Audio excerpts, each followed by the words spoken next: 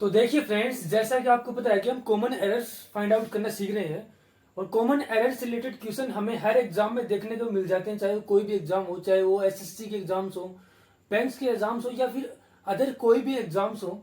वहां पर इससे रिलेटेड एग्जाम में क्वेश्चन आपको देखने को ही मिलेंगे जहां पर इंग्लिश आएगी। तो चलिए देखते हैं कि ऐसे क्वेश्चनों को सोल्व करने की हमारी अप्रोच क्या होनी चाहिए, कैसे हम ऐसे क्वेश्चनों को सोल्व करेंगे। तो हमारा पहला क्वेश्चन है, I have been celebrating many festivals since centuries. तो हमें बताना है कि इसमें ए पार्ट में एरर है, बी में है या फिर सी पार्ट में एरर है या फिर इसके अंदर कोई एरर नहीं है। तो इसका आंसर क्या हो जाएगा? डी हो जाएगा। तो देखिए, हैव के बाद हमें पता है कि हमेशा क्या आता है, मुख्य वर्ब की थर्ड फॉर्म आती है। ठीक है, आई हैव बीन सेलिब्रेटिंग यानी किस टेंस का यूज हुआ है इसमें? Past perfect, sorry present perfect continuous का इसके अंदर, प्रेजेंट परफेक्ट कंटिन्यूस का इसके अंदर यूज हुआ है। अब देखिए, मैनी के बाद हमेशा प्लूरल काउंटेबल नाउन का यूज होता है। तो यहाँ प्लूरल काउंटेबल नाउन का यूज हुआ है फेस्टिवल्स, तो बिल्कुल सही है। साइंस सेंचुरीज, तो साइंस सेंचुरीज यहाँ पर रॉन्ग हुआ है। ठीक है, यहाँ पर क्या आएगा? 4 सेंचुरीज। अब 4 सेंचुरीज क्यों आएगा यहाँ पर? साइंस सेंचुरीज क्यों नहीं आएगा? तो मैंने प्रीवियस क्लास में आपको अच्छे से समझाया था 4 और साइंस का यूज। देखिए 4 के अंदर क्या होगा, देखिए अगर कोई टाइम का स्टार्टिंग पॉइंट हमें नहीं पता है ना, तो हम वहां पर किसका यूज करेंगे? 4 का यूज करेंगे। अगर किसी टाइम का हमें स्टार्टिंग पॉइंट पता है तो हम वहां पर सिंस का यूज करेंगे, सिंस का। अब देखिए, सिंस मंडे, ठीक है, और सिंस दिवाली, यानी मैं कहूँगी I have been working on this project since Monday, यानी मैं इस प्रोजेक्ट पे मंडे से काम कर रहा हूँ। यानी कब मैंने काम करना स्टार्ट किया था? मंडे। तो उसका स्टार्टिंग पॉइंट क्या है? मंडे। तो हमें पता है उसका स्टार्टिंग पॉइंट है क्या है? मंडे। तो हमें स्टार्टिंग पॉइंट अगर हमें पता होगा तो हम साइंस का यूज करेंगे। अगर स्टार्टिंग पॉइंट हमें नहीं पता होगा तो हम 4 का यूज करेंगे। तो हमें ये सेंचुरीज की बात कर रहा है। अब ये पता नहीं कि कौन सी सेंचुरीज की बात कर रहा है, 17th सेंचुरीज की बात कर रहा है, 18th की कर रहा है, ठीक है, कौन सी सेंचुरी 19th की कर रहा है, 20th सेंचुरी की बात कर रहा है, तो कंफर्म नहीं है, इसलिए हम आगे इसका यूज करेंगे, 4 का यूज करेंगे। ठीक है, वो बोला कि I have been celebrating many festival, बोला कि मैं बहुत से फेस्टिवल बना रहा हूँ, बहुत से फेस्टिवल मना रहा हूँ साइंस सेंचुरीज, यानी सेंचुरीज से।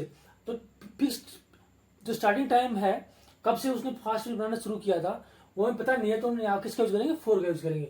अब एक चीज याद रखिएगा, 4 और साइंस का जब यूज पढ़ाया था मैंने आपको, तब बताया था मैंने 4 और साइंस का अगर सेंटेंस में यूज हो रहा है परिपोषण के रूप में, तो क्या होगा? इसमें हमेशा या तो प्रेजेंट परफेक्ट टेंस का यूज होगा, प्रेजेंट परफेक्ट टेंस, या प्रेजेंट परफेक्ट कंटिन्यूस टेंस, दो ही टेंस का इसके अंदर यूज होगा। तो यहाँ पर प्रेजेंट परफेक्ट कंटिन्यूस टेंस का यूज हो रहा है, यानी उसने काफी सेंचुरी से पहले विभिन्न प्रकार के त्योहारों को मनाना उसने शुरू किया था। इसका मतलब काफी पहले उसने शुरू किया था और आज भी वो क्या कर रहा है? मना रहा है। वही तो होता है प्रेजेंट परफेक्ट टेंस, मतलब जिसका इफेक्ट जो शुरू तो पास्ट में हुआ है लेकिन उसका इफेक्ट क्या है? अभी तक जारी है, वही क्या होता है? प्रेजेंट परफेक्ट टेंस का हम यूज करते हैं उसके अंदर। चलिए अगला एग्जांपल देखते हैं, old age and infirmity had begin to catch up with him. अब देखिए, हैड के बाद हमें पता है कि हमेशा मुख्य वर्ब की थर्ड फॉर्म आएगी। ठीक है, तो बिगिन क्या होता है? मुख्य वर्ब की सेकंड फॉर्म होती है। तो ये क्या इसी पार्ट के अंदर क्या होगा? एड हो गया। ठीक है, अब बिगिन की अगर फॉर्म्स की मैं बात करूं तो बिगिन की फॉर्म क्या क्या होती है? देखिए, बिगिन ये होता है, ठीक है, इसकी सेकंड फॉर्म होती है बिगन और थर्ड फॉर्म हो जाएगी बिगन। ठीक है, तो यहाँ पर क्या हो जाएगी? बिगन होगा, यूएन होगा। ठीक है, एन नहीं होगा, यूएन होगा। तो इसी पार्ट के अंदर क्या एरर है? तो अगला एग्जांपल देखते हैं, I have pass the examination, I have pass the examination 2 years ago.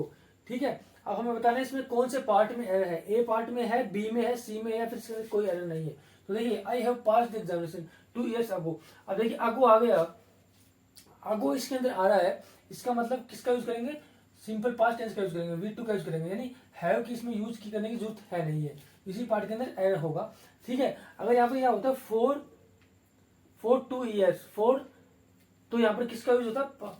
Present perfect tense का यूज होता, लेकिन यहाँ पर 4 का यूज नहीं हुआ है और अगो का यूज हुआ है। अगर अगो वर्ड आपको कहीं भी मिल जाए तो आपको वहां पर सिंपल पास्ट टेंस का यूज करना है। तो यहाँ पर आएगा I pass the examination 2 years ago, यानी हैव का इसमें यूज नहीं होगा, यानी प्रेजेंट परफेक्ट टेंस का यूज नहीं होगा, इसमें सिंपल पास्ट टेंस का यूज होगा। अगला एग्जांपल देखते हैं, since he joined this post he did not take any bride. ठीक है, ब्राइड मीन्स होता है रिश्वत, ठीक है।